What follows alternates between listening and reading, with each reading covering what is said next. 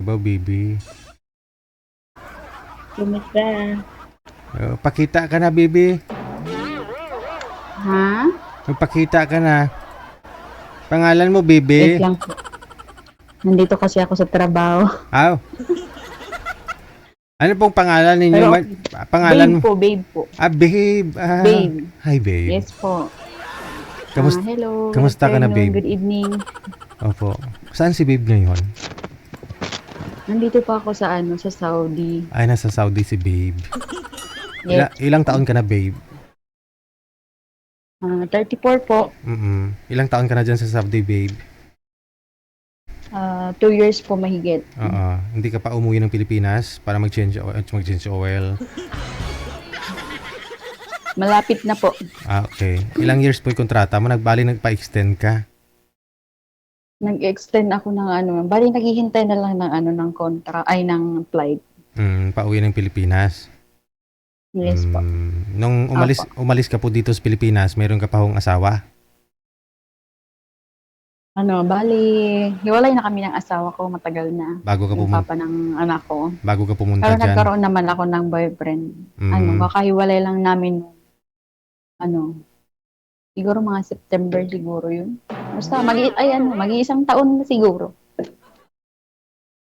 Hiwalay ka sa tatay. Kasi Hiwalay ka sa tatay ng anak bali mo. pinaalis ko yun sa bahay. Teka lang, bumuli. Kasi nag-lock. Nahuli ko na nangabit bahay. Teka lang. Hiwalay ka sa tatay ng anak mo. Tapos nagka-boyfriend Opo. ka. Tapos pumunta ka ng abroad. Tapos nalaman mo Opo. na Matagal na po ako matagal na po kaming hiwalay ng nagpunta ako sa abroad. ngayon, dyan ka sa abroad, tapos yung ka-live-in partner mo, wala po kayong anak nun? Wala po. Hindi kami nagkaanak. Lang po, 5 years mahigit kami. Tagal din.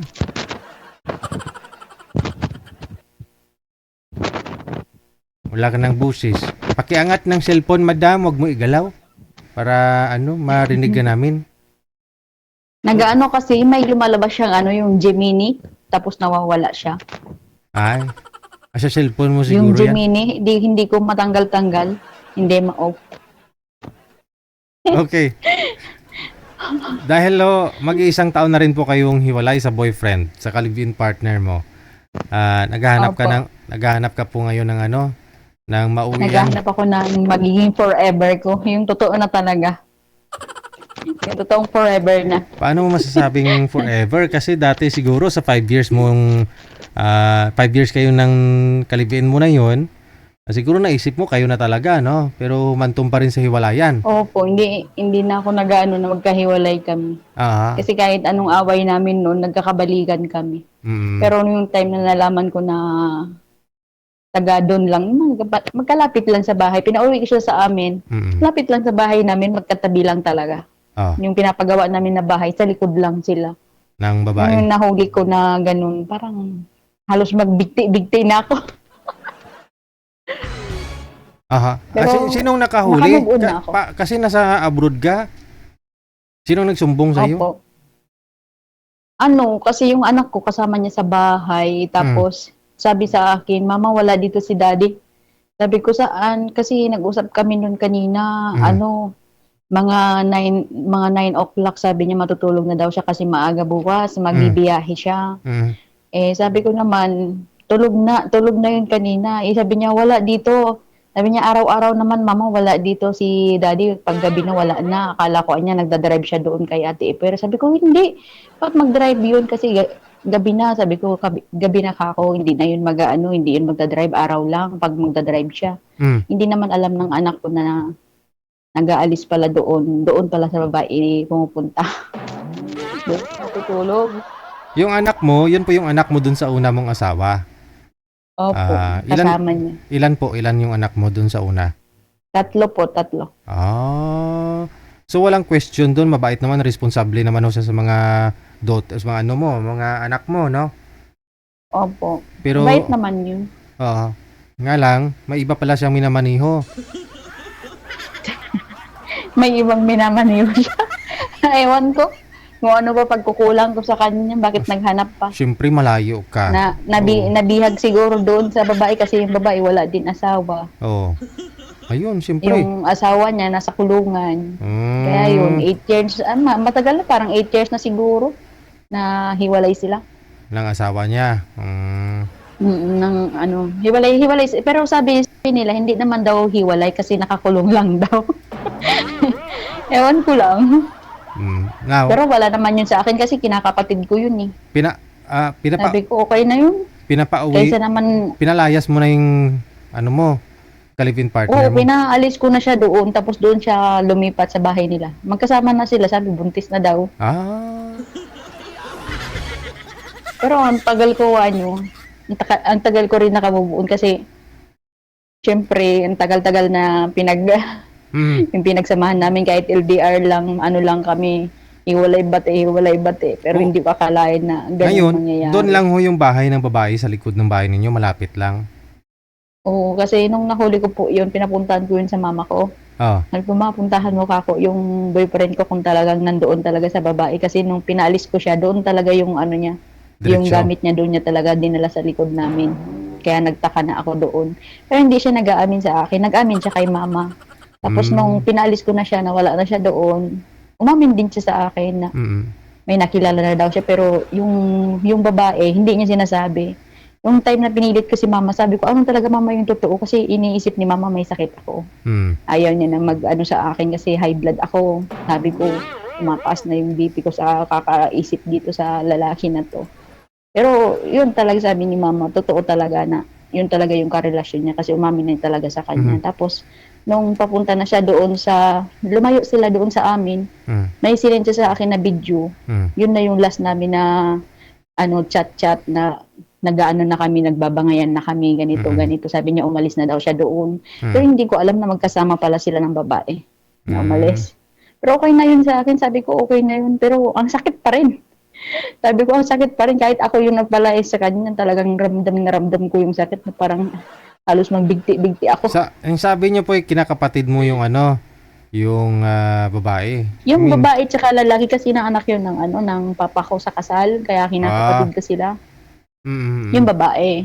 So ngayon, pag umuwi ka, malapit lang ho pa rin yung bahay ng ex mo. Andun lang. Malapit lang. Kaya nga sabi ko sa kanya, ayaw kitang makita dyan. Pag nagpunta ka ako dyan, ayaw ko na makita kita dyan. Kasi pinag-blatter ko po yun eh. Pinablatter ko kasi ang daming nabit-bit. Na mga gamit mo, pati gamit mo, bit-bit niya. Oo, tapos yung binigay na lang sa akin, yung mga resibo ng pinagprindahan niya doon sa palengke namin. Yung pintas, yung sinangla yung niya. Cellphone. Dinala niya. Sabi ko nga sa kanya, iiwan mo kako yung mga gamit mo kasi hindi yan sa'yo, sa akin yan. Galing pa ho dyan sa Saudi yung mga alahas mo. Yung iba galing sa Oman, nung nasa Oman pa ako. Tapos yung yung cellphone galing din yun sa Saudi. Ano po ba? Kasi dati po kasi nag-Saudi ako, Saudi Medina. Saka pag uwi ko ng Saudi Medina, nag-Oman po ako. Tapos nandito naman ako ngayon sa Riyadh. Nung malapit na akong pauwi, saka naman siya nagkalokohan. So kailan pa ho kayong flight mo? Baka ngayong July, baka makauwi na ako. Good luck sa pagkikita ninyo, ha? Wala pang Malay ayaw mo. ayaw ko na siya makita. Maghahanap na lang ako ng ibang tatagpuin. Ano pong province niyo dito sa Pilipinas? Ha? Ano pong province Ano po? niyo? Probinsya namin, Bicol. Bicol. Sa Bicol po. Okay. Iriga. Sige, mamaya kung may magpapaline up na taga Bicol, ma'am ha, ilang taon pang gusto mo? Bata ka pa? Kahit kasing edad ko lang. Trantay? Ha? Ilang 34 po ako. 34. Yung anak mong panganay, ilang taon? Magi-18 na po siya. Bata ka pa nagtusik-tusik? Oo, magi-18 ako. Sa totoo po, yung anak ko apat lahat. Oo. Yung anak ko sa asawa ko, 3 lang. Yung isa? Tapos may anak akong isa. Doon? yung naging boyfriend ko nung bago kami naghiwalay ng papa ng anak ko. Nagkaanak ako ng isa doon sa kanya. Tapos yun na yung naging boyfriend ko sa LDR lang kami, yung last, yung 5 years kami mahigit. Bago ka makipaghiwalay sa tatay ng 3 mong anak, nagkaroon ka ng boyfriend. Oo, parehas kami, same kami ng papa ng anak niya. Siya, mayroon na din siya. Pang 3 na siguro yun na babae niya. Pang 3 babae na yung kinakasama na yung ngayon, may kinakasama siya sa may anak na. Parang 4 na siguro anak ko, 3.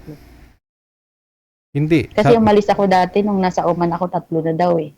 Ang ibig niyo pong Pinsan sabihin, ko lang yun. ang ibig niyo pong sabihin, hindi pa ako kayo hiwalay ng asawa mo, nagka-boyfriend ka na.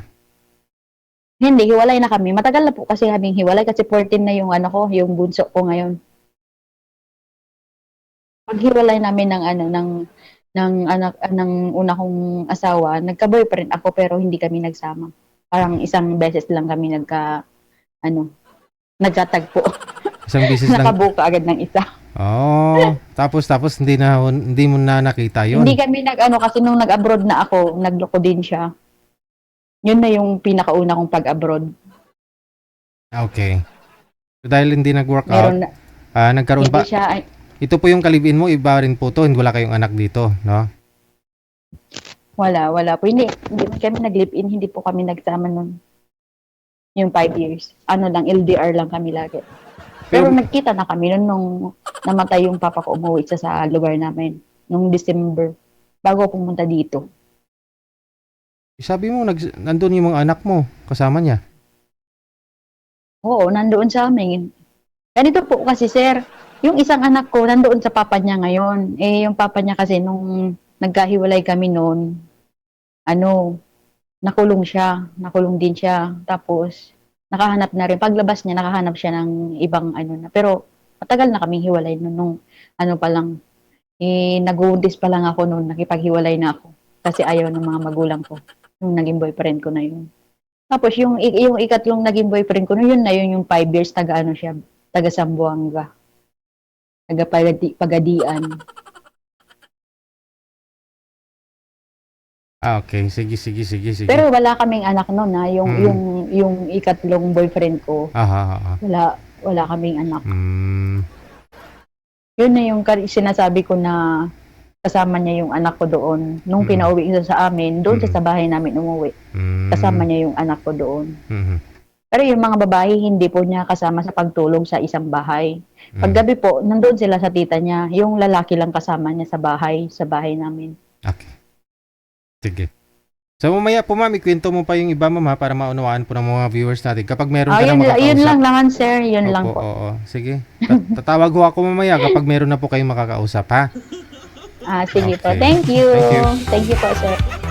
34 anyos.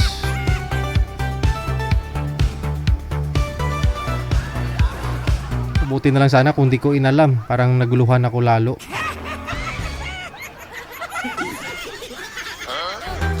Tanong kasi ako ng tanong eh. Naguluhan tuloy ako.